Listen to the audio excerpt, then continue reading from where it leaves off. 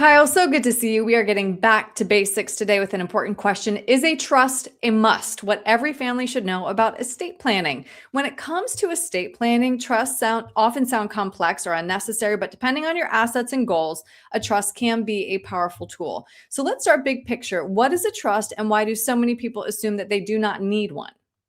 For sure, Aaron. I'm really glad we're talking about this topic in particular today because there's a lot of misconceptions that people have Yeah. about trusts and about estate planning in general. But a trust is essentially a legal document that creates an entity in which basically one person can give things to another person once they pass on. And that entity is subject to a set of rules within that trust document. hmm And so when does a trust make sense and who might be better off without one? So this comes down to the P word that you probably hear about The sometimes, dirty word, probate. probate. That's Yep. right. It's a bad word to a lot of people. Probate. It is something that you don't want to have your family go through if you can avoid it, because it can be very costly. And then it's up to the courts to make the decision as to who gets what and who's going to be in charge of distributing what assets.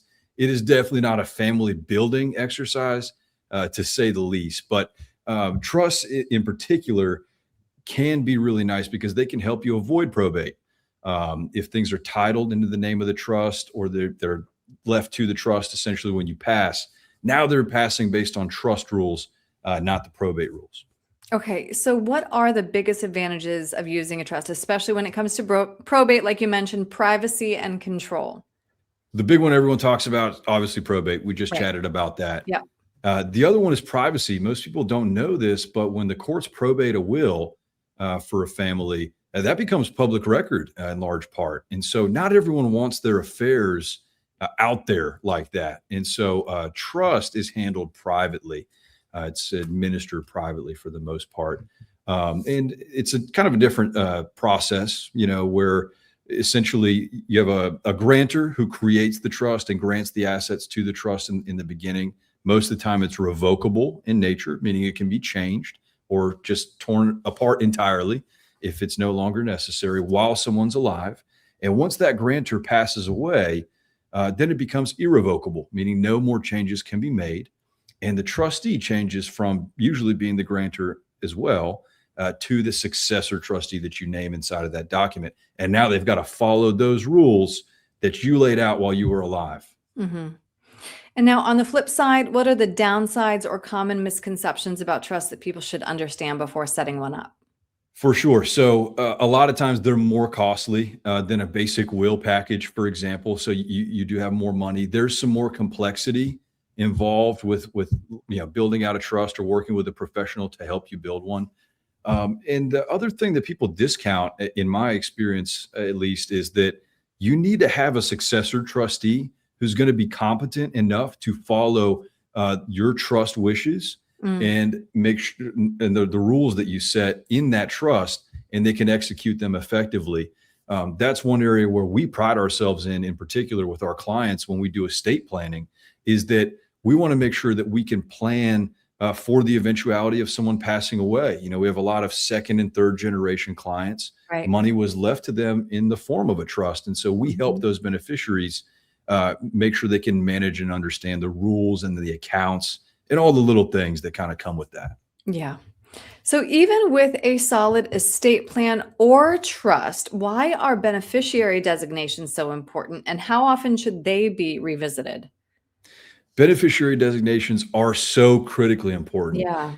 And the reason is, let's just say you have a traditional IRA somewhere floating around. That IRA more than likely has got a beneficiary designation on it. That beneficiary designation is not subject to probate. And if your beneficiary is not your trust, it's not going through your trust. It's going straight to that person. So it effectively supersedes the estate planning documents. And so when we're talking about limiting probate in estate planning, a lot of the work that we do is on aligning the beneficiary designations to make sure that they're working the way that you want them to work. Right. And a quick last note on this stuff, Aaron. In Florida, in particular, there's two things that people should be aware of that can influence their decision of whether a trust is the best way to go or not. One is a ladybird deed. It's an hmm enhanced life estate deed. It's not available in every state. Every state has different rules.